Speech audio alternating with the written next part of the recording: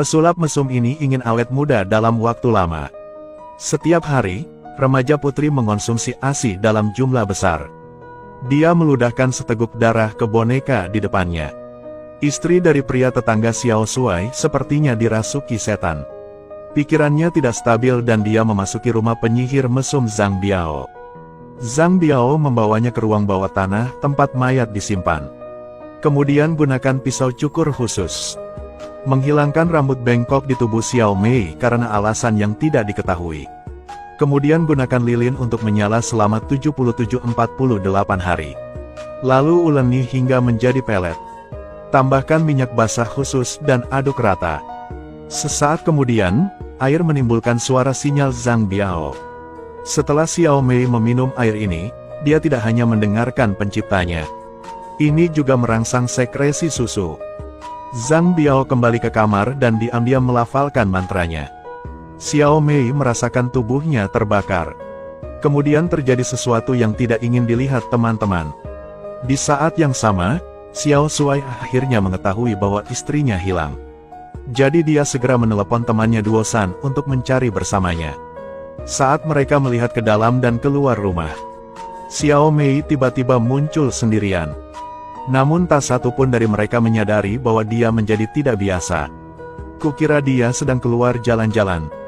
Sampai keesokan paginya, saat dia mengangkat selimutnya, ia baru menyadari perut istrinya membesar dalam semalam. Ketika mereka sampai di rumah sakit, bayi dalam perut Xiao Mei akan segera lahir. Dokter segera mengoperasi Xiao Mei. Namun saat bayinya lahir, semua orang tercengang dengan pemandangan di depan mata mereka. Di mana bayi ini lahir? Jelas sekali itu janin hantu. Namun, ini hanyalah puncak gunung es dari jenis mantra ini. Suatu hari seorang teman lama dari klub datang mencari Zhang Biao. Katanya dia jatuh cinta dengan seorang gadis di bar. Dia menghabiskan banyak uang. Tapi gadis itu bahkan tidak membiarkan dia menyentuhnya. Mendengar itu, Zhang Biao langsung berkata bahwa ini semua hanyalah hal kecil. Jangan katakan perempuan bahkan laki-laki. Harus bisa patuh tunduk jika terkena mantranya ini. Tetapi penting untuk memberinya hadiah yang tinggi di muka sebelum dia dapat membantu. Temannya sedikit skeptis dengan perkataan Zhang Biao. Uang tidak menjadi masalah. Masalahnya adakah cara untuk membuktikan mantranya benar-benar manjur? Ini sangat sederhana. Biarkan aku segera membuktikannya kepadamu.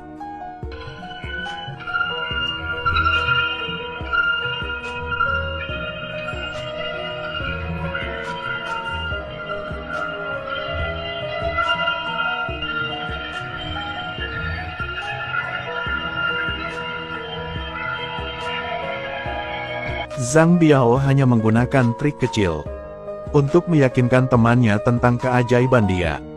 Dia mengambil foto wanita itu dan menunjukkannya pada Zhang Biao. Zhang Biao melihat foto itu dan hampir tertawa terbahak-bahak. Wanita dalam gambar adalah penyihir yang dibesarkannya. Dan teman lama itu pergi begitu saja setelah membayar. Zhang Biao memasuki ruang rahasia tempat mayat itu disimpan. Angkat kain putih dari tubuh wanita itu. Lalu dia mengeluarkan paku baja.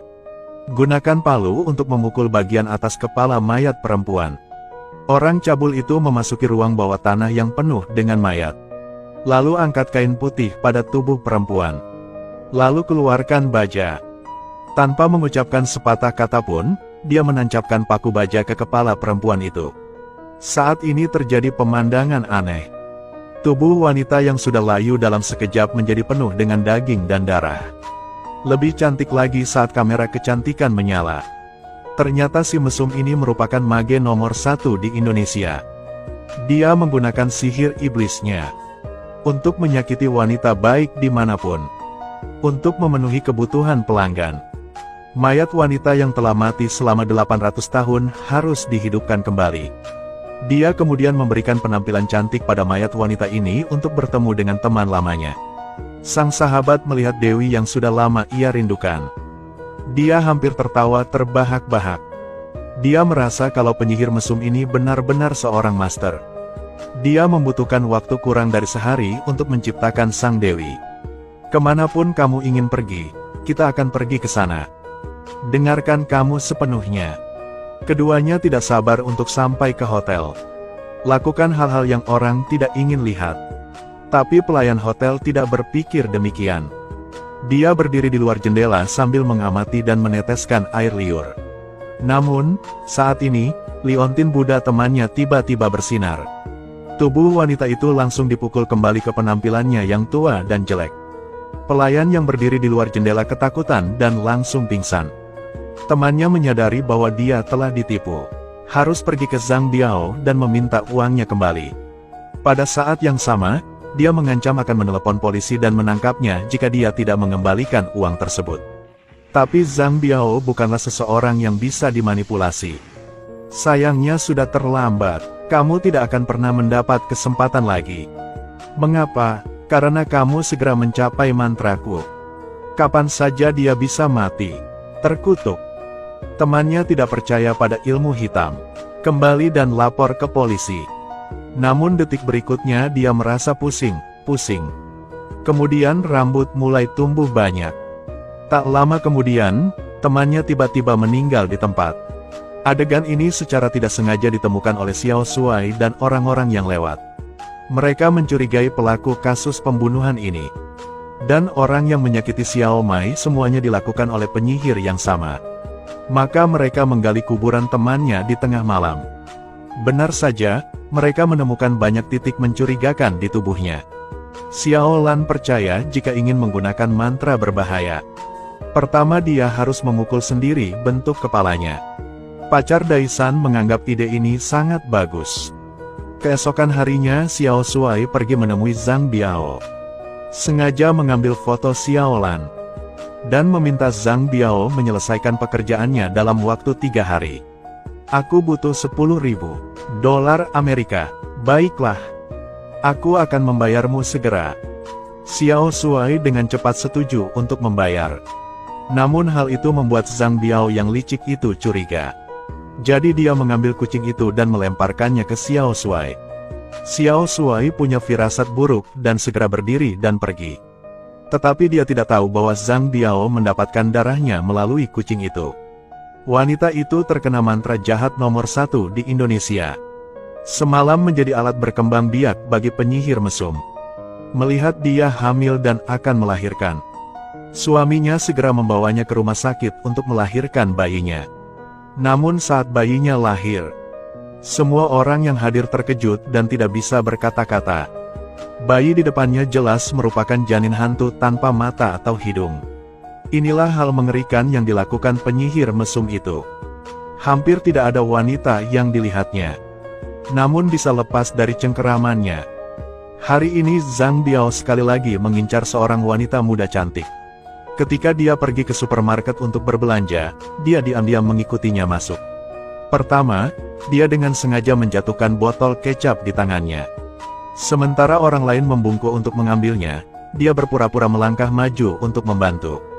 Kemudian korban menghilangkan kesehatan lawannya. Xiao Shuai ingin melangkah maju untuk menghentikannya. Tapi Daisan menghentikannya. Karena begitu Zhang Biao mengetahuinya. Rencana mereka akan hancur total.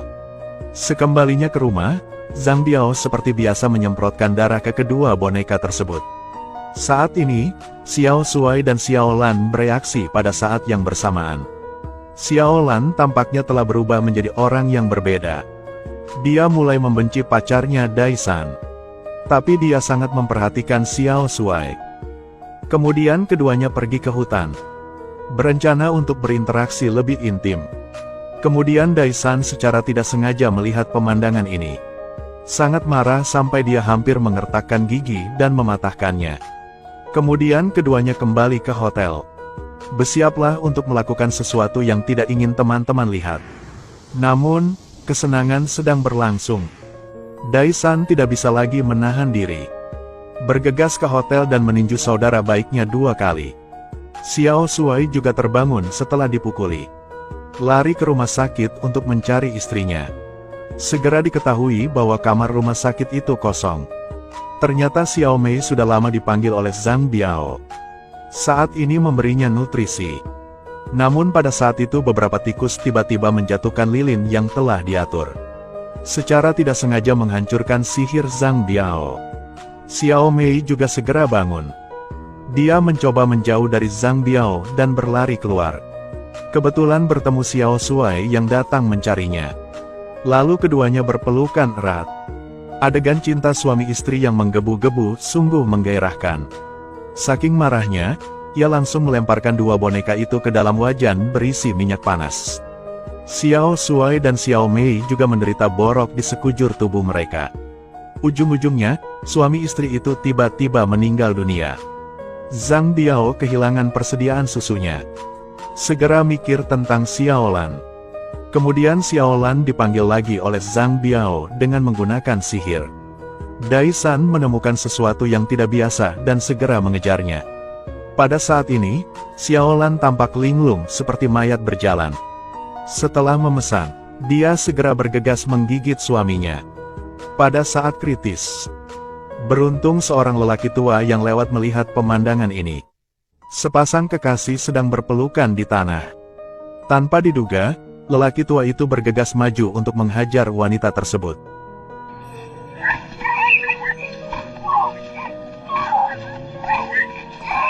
Sang suami kesakitan saat melihat istrinya dipukuli.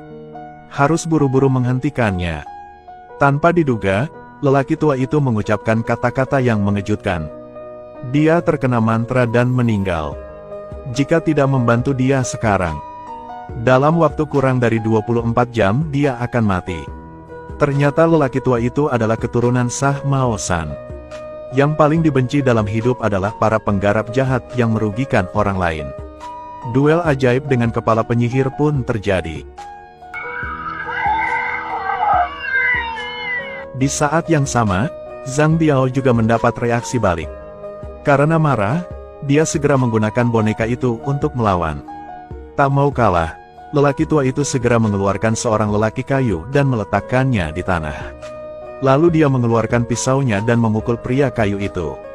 Zhang Biao terluka ringan, namun lelaki tua itu bukanlah tandingan Zhang Biao. Segera dia dikalahkan sepenuhnya. Sebelum meninggal, dia memberi Dai San sebuah liontin. Memiliki kekebalan terhadap semua serangan magis. Pada saat yang sama, dia juga mencungkil matanya sendiri dan memberitahu Dai San hal itu. Inilah mata kebijaksanaan yang telah ia latih selama puluhan tahun. Selama dia memakannya, dia bisa melihat jiwanya. Malam itu Dai San mengikuti instruksi orang tua itu. Telan mata itu dan pergi sendiri ke rumah Zhang Biao. Seperti yang dikatakan orang tua itu, dia melihat ruangan yang penuh dengan jiwa-jiwa yang terbang. Zhang Biao melihat situasinya tidak baik. Cepat kembalikan kehidupan pada mayat di ruang bawah tanah. Dai San dikelilingi oleh banyak mayat, termasuk teman-temannya Xiao Mei dan Xiao Shuai. Sedangkan Dai San tidak berhati-hati. Tanpa sengaja boneka-boneka itu terbakar di bingkai kayu. Pasukan mayat juga menghilang saat ini. Zhang Biao tidak punya pilihan selain berperang dan bergulat dengan Dai San sendiri. Namun, selama pertarungan, Dai San dengan sembarangan menjatuhkan liontin yang diberikan oleh lelaki tua itu ke tanah.